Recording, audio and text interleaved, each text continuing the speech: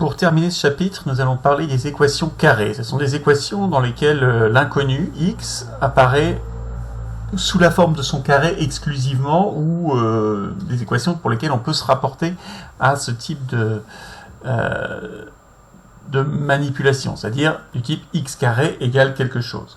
Le premier exemple, le plus simple de toutes, c'est x carré égale 0. X carré égale 0, on sait que le carré d'un nombre qui vaut 0, forcément, c'est que x vaut 0. X égale 0 est la seule solution.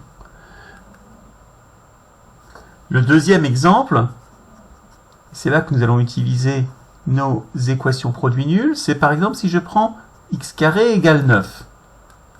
Si on y réfléchit, x carré égale 9 n'est pas une équation produit nul. Mais on va pouvoir, en utilisant les identités remarquables, la transformer en une équation produit nul. Tout simplement, d'abord je vais faire passer le 9 du membre de droite vers le membre de gauche. Ça fait x carré moins 9 égale 0. Et 9, je sais que c'est un carré, donc je peux aussi l'écrire x carré moins 3 au carré égale 0. Mais dans ce cas-là, j'ai une différence de 2 carrés, je peux utiliser ma troisième identité remarquable, dont je vous rappelle qu'elle fait a au carré moins b au carré égale a plus b facteur de a moins b.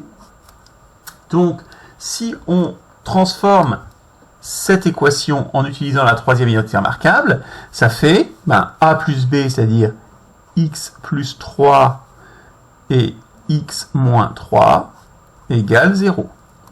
J'ai transformé mon équation carrée en une équation produit nul, dans laquelle les deux facteurs sont pour l'un x plus 3 et pour l'autre x moins 3. Il est très facile de voir que les solutions de cette équation sont alors, pour que ce premier facteur soit nul, c'est moins 3, et pour que ce deuxième facteur soit nul, c'est plus 3. On a donc x égale moins 3 ou x égale plus 3.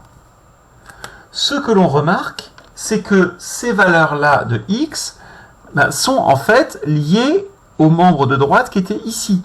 C'est-à-dire le plus 3, c'était la racine carrée du membre de droite qui était 9. La racine carrée de 9, c'est bien 3. En revanche, la racine carrée de 9, elle est positive.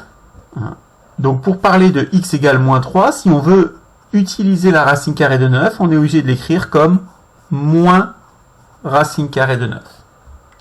Dans tous les cas, on se retrouve ici pour une équation carrée comme celle-ci, avec deux solutions qui sont opposées l'une de l'autre. Soit je l'écris racine carrée de 9 et moins racine carrée de 9, soit j'écris plus 3 et moins 3.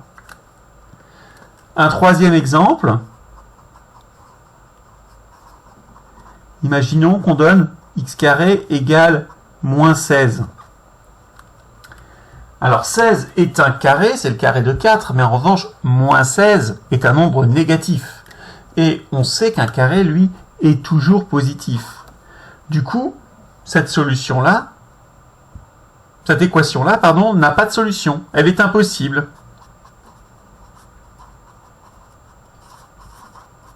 Puisqu'on sait qu'un carré, encore une fois, est toujours positif. Donc cette équation n'a pas de solution.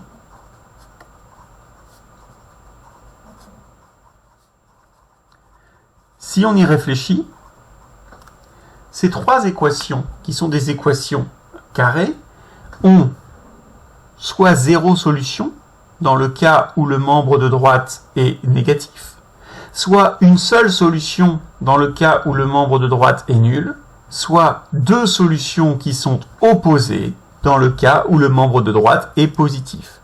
Ça va nous permettre de donner une propriété qui résumera tous ces cas en une seule. Je l'écris et je vous la montre. Donc voyez la propriété, je vais la lire avec vous, il va falloir que vous la notiez. On appelle ça la résolution des équations carrées du type x au carré égale petit a. Et on a trois cas, suivant le fait que a est strictement positif, nul ou strictement négatif. Si a est strictement positif, cette équation admet deux solutions opposées qui sont x égale la racine carrée de petit a et x égale moins la racine carrée de petit a. C'est ce qu'on a trouvé dans le cas ici où petit a était égal à 9. Si a égale à 0, cette équation qui du coup s'écrit x au carré égale 0 n'a que x égale 0 comme solution, donc on dit que c'est une unique solution pour signaler qu'il n'y en a qu'une seule.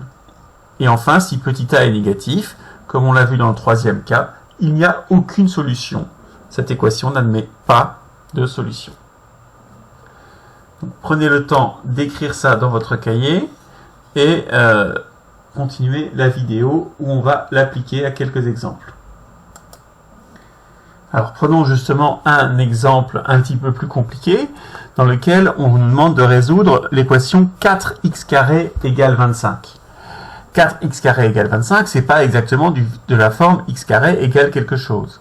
Mais le coefficient 4 qui est ici, on peut le faire passer dans le membre de droite pour écrire en fait que ça fait x carré égale 25 quarts. X carré égale 25 quarts. Là, ça ressemble à la forme précédente. 25 quarts est une fraction, mais cette fraction est positive. Donc, on est dans le premier cas. On sait qu'il y a deux solutions.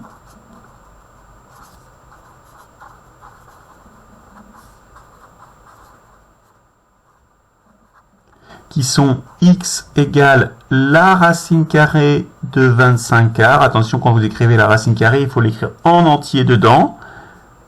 Je laisse un peu de place. Et x égale moins racine carrée de 25 quarts. Alors pourquoi j'ai laissé un peu de place? Parce que la racine carrée de 25 quarts, si on y réfléchit, on en parlera peut-être à la fin de l'année si on a le temps, mais 5 au carré c'est 25, donc la racine carrée de 25 c'est 5, et 4 c'est le carré de 2. Donc en fait ça, on peut l'écrire en... En fait ce qu'on verra plus tard c'est que on peut mettre la racine carrée en haut et en bas. Donc racine carrée de 25 sur 4, ce qui fera 5 demi.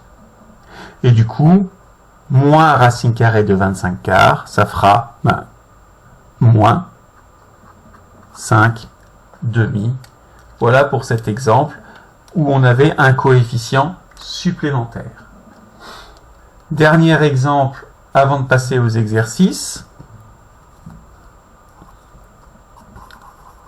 On nous demande par exemple de résoudre l'équation x moins 5 au carré égale 0. Et bien là, c'est presque la même chose, sauf que c'est x moins 5 qui est là. Donc en fait, x moins 5, c'est le x moins 5 au carré, c'est le carré de x moins 5. Ici, forcément, pour qu'un carré soit nul, il faut que le nombre soit nul. Donc, x moins 5 égale 0, c'est-à-dire x est égal à 5.